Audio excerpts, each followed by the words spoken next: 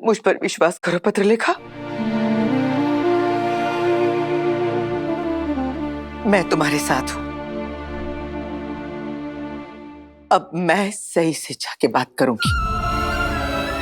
तुम्हारे मन में जो भी सवाल है वो सारे सवाल मैं सही से पूछूंगी और उसे इन सारे सवालों का जवाब देना ही होगा। अगर उसने सारे सवालों के जवाब दे दिए तो ही वो इस घर में टिकेगी, वरना उसे यहां से जाना होगा। मैं सही से बात करूंगी।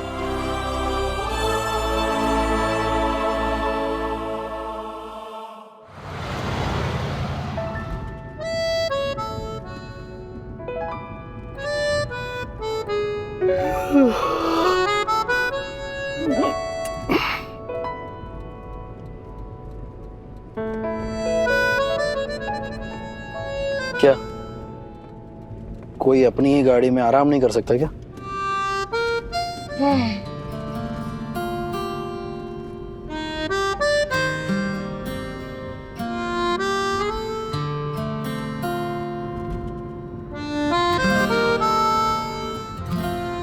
अच्छी चला लेती हो, गुड।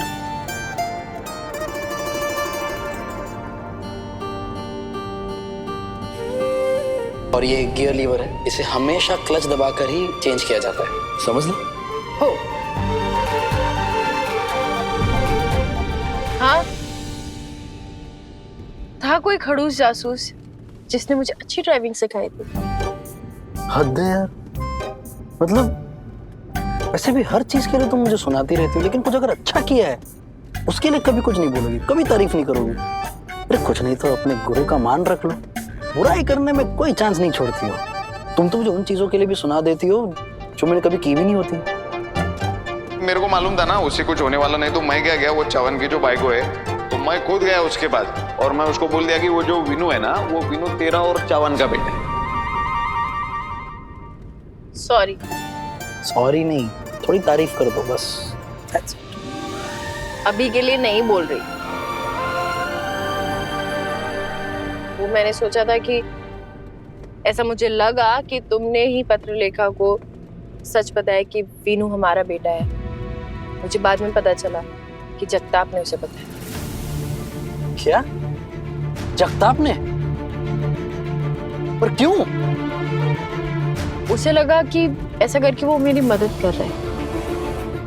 बाकी को ये बताकर कि वीनू हमारा बेटा है, इसमें कैसी मदद? इनफैक्ट बाकी को बताकर उसने बात और बिगाड़ दी है।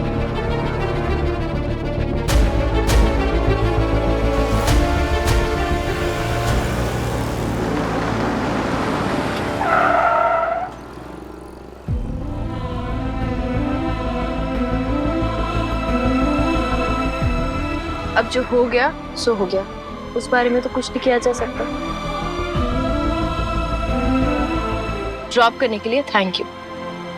संभाल के पुलिस स्टेशन जाना, संभाल के ड्राइव करना और वहां पहुंचते ही मैसेज कर देना। तुम भी अपना ख्याल रखना। हाँ, जैसे बोलते नहीं तो मैं रखती नहीं।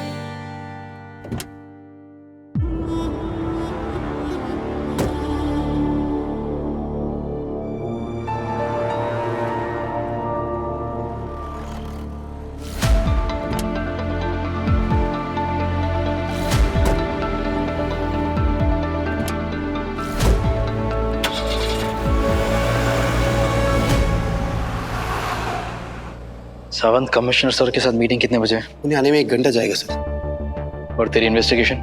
लास्ट स्टेज पे सर। इसमें इतना स्ट्रॉन्ग केस बना के कोर्ट में ले जाएंगे सर कि बस पूछिए मत। वो देख, लगता है नया फैशन है। और वो विटनेस, वो जो हॉस्टाइल हो? वो सर। सावंत, क्या मैं इतनी सीरियस बात कर रहा हूँ और तू हंस रहा है? Sorry sir, if you don't mind sir. What? ये भाभी जी का झुमका आपके कॉलर में फंसा हुआ था। मेरी कॉलम में?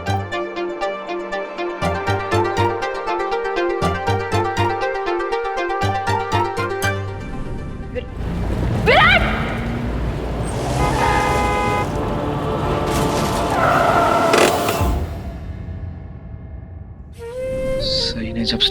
घुमाया होगा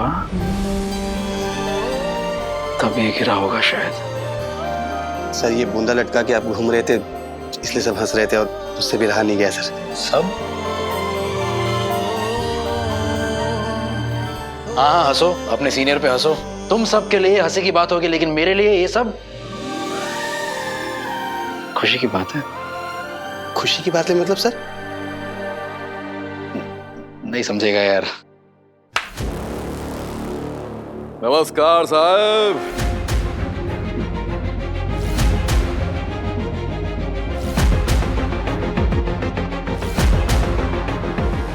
क्या है साहब, मैं सुना आप मेरे बारे में बहुत छानबीन कर रहे हैं। अचानक इतना प्यार आ गया कि मुझे यहां बुलवा लिया। इस प्यार की कोई खास वजह?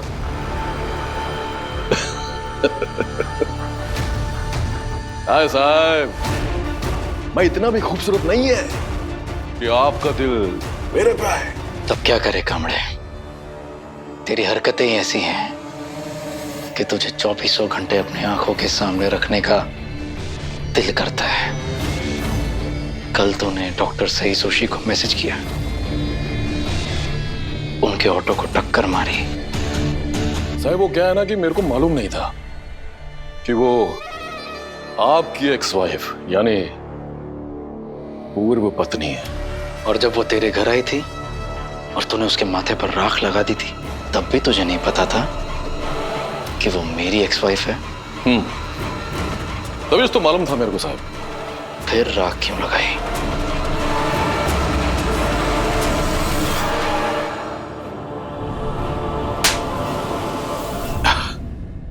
वो क्या है ना साहब, उसने हरकत ही ऐसी कर दी थी।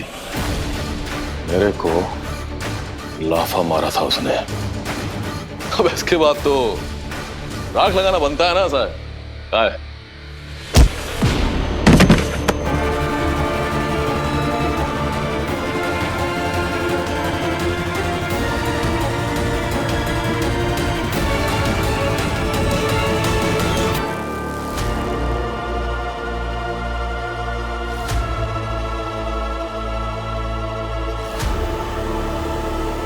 अरे कामड़े, क्यों करता है ये सब कुछ? भूल जाना सब। ये गलत काम करके क्या मिलेगा तेरे को? एक दिन गोली खाकर मर जाएगा। उससे अच्छा सीधे सीधे जीना अपनी जिंदगी। पढ़ लो।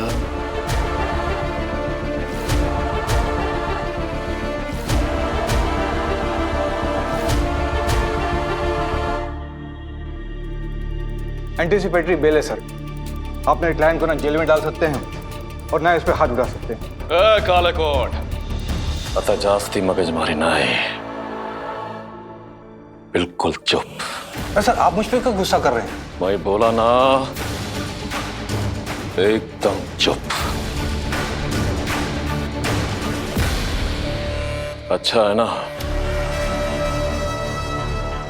गरम होने दे मामला। जितना गरम होएगा उतना मजा आएगा। होली आने वाली है। तो होली में क्या कहते हैं सब लोग?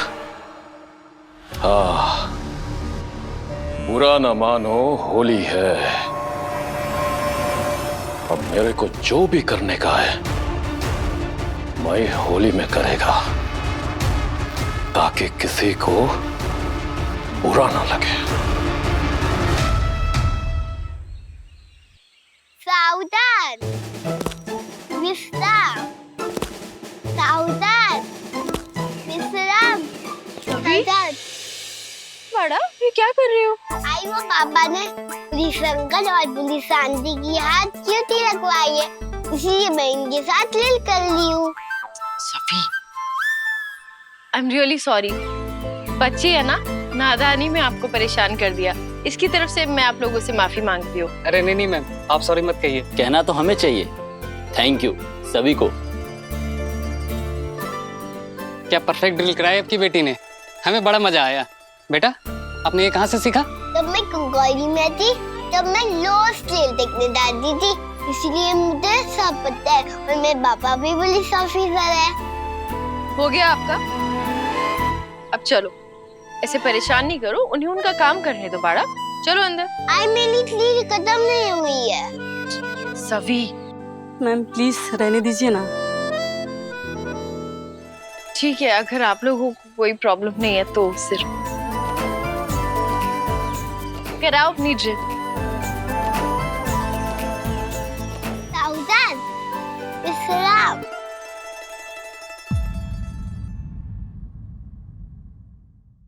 अरे आई, आप यहाँ? वो गर्मियाँ बढ़ रही है और आउट हाउस में ये भी नहीं है अपना एयर कंडीशनर, तो सभी को परेशानी होती होगी, इसलिए मैं एयर कूलर लेकर आई। अरे थैंक यू आई, आपने सभी और मेरे बारे में सोचा। लेकिन तुमने हमारे बारे में नहीं सोचा ना। सही,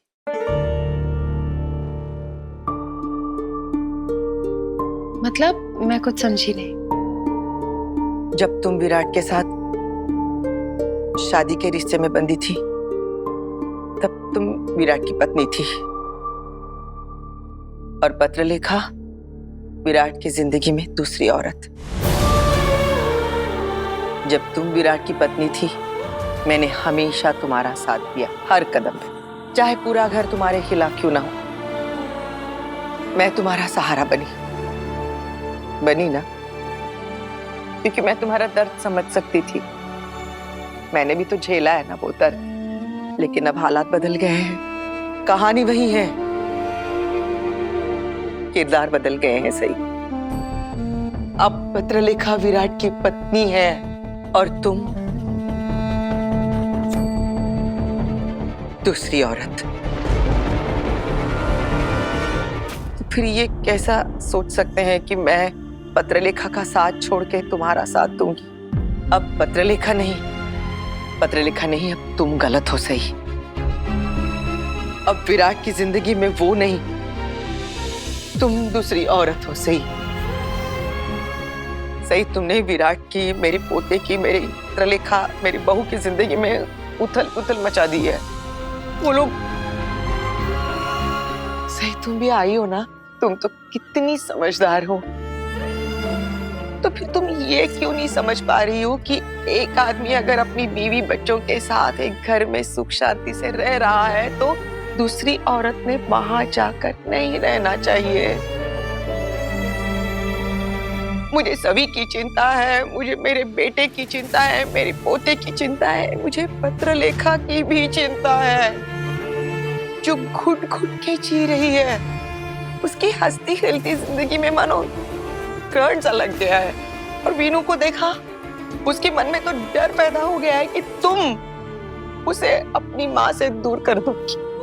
क्यों कर रही हो ऐसा? सही, क्यों विराट का घर तोड़ रही हो? ऐसे मत करो ना। सही, मत करो ना। आई, एक बार आपने कहा था कि इस दुनिया के हर रिश्ते में कभी ना कभी दरार आ जाती है, दूरी आ जाती है, लेकिन एक माँ बेटी के रिश्ते में कभी दूरी नहीं आती। लेकिन आज मुझ पर ये इल्जाम लगा के ना आपने हमारे रिश्ते में दूरियां बना ली है। आपको वाकई लगता है मैं यहाँ आपके बेटे का घर तोड़ने आई हूँ? आई, आप खुद एक माँ है, आपको क्या ये सही लगता है जो आप सब लोग मुझसे कहते हैं कि मैं अपने बेटे को भूल जाऊं क्योंकि मेरे पास एक बेटी है? सही लगता है आप लोगों को? आप बताइए, अगर आपके 2 बच्चे होते तो क्या आप अपने 2 बच्चों में से किसी एक को चुन पाती? नहीं ना? फिर आप सब मिलके बार बार मुझसे ऐसा करने के लिए क्यों कहते हैं? मैं कैसे चुन लूं अपने 2 बच्चों में से एक बच्चे को? आप सब कहते हैं कि मैं वीनू को भूल जाऊं, उस बेटे को जो परसों से मुझसे दूर रहा है, जो परसों से मुझे लगता था मर चुका है, जो मेरे पास रहकर भी मुझसे इतना दूर था। आप कहते मैं भूल जाऊं? नहीं, सॉरी, मैं अपने दोनों बच्चों में से एक बच्चे को नहीं चुन सकती। ममता का तराजू ना अपने हर बच्चे के लिए बराबर होता है। मैं अपने दोनों बच्चों में फर्क नहीं कर सकती है। सॉरी मिसेस चौहान, आप बोलिए कैसे फर्क कर लूं? एक बात मैं आपको साफ कर देती हूँ कि मैं यहाँ अपने बेटे को छीनने नहीं आई हूँ। मैं अपने बेटे को समझाने आई हूँ, उसको एकदम प्यार से समझाकर अपने साथ वापस ले जाने आई हूँ। क्योंकि अपने अंश को ना, अपने खुद के अंश को दूसरों से वापस लेने को अरे छीनना नहीं कहते।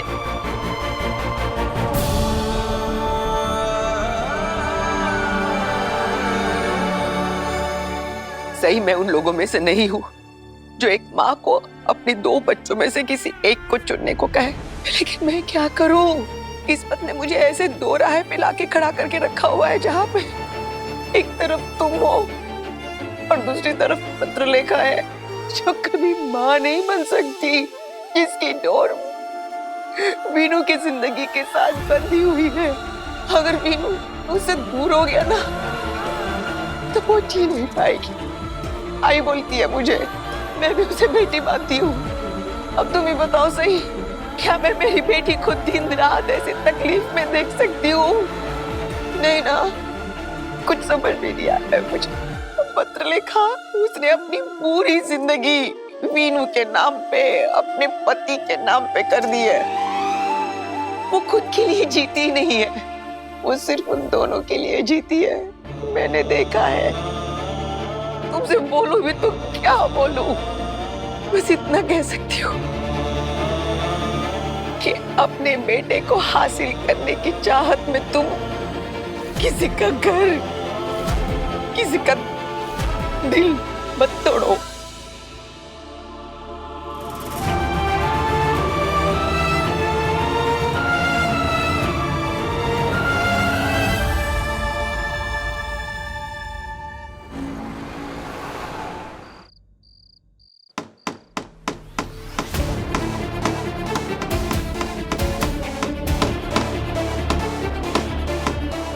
पत्रलेखा, ये क्या कटर पटर कर रही है?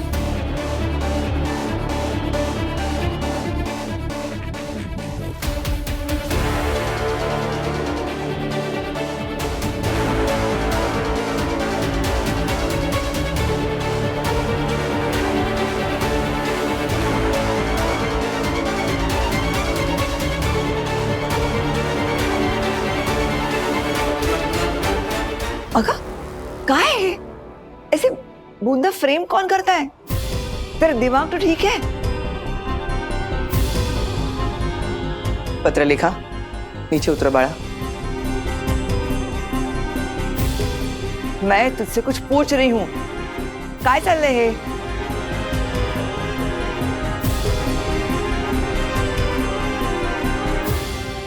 ये भी कोई पूछने वाली बात है काकू?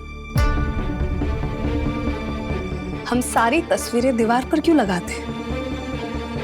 ताकि आते जाते जब भी नजर पड़े तो हमारे चेहरे पर मुस्कुराहट आ जाए, इन तस्वीरों से जुड़ी पुरानी यादें ताजा हो जाए, और आते जाते जब ये तस्वीरें दिखे ना तो हमारा गुजरा हुआ कल हमारे सामने आके खड़ा हो जाए।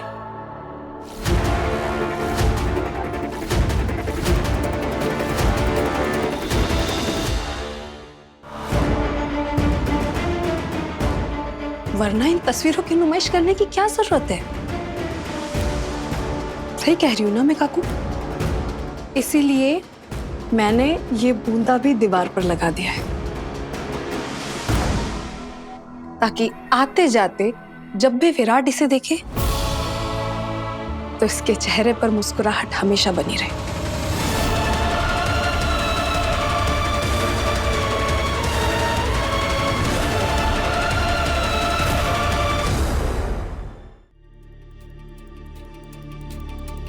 और जब ये घर से जाए तो इसकी यादों के साथ जाए, और जब घर आए तो इसकी यादों में खो जाए।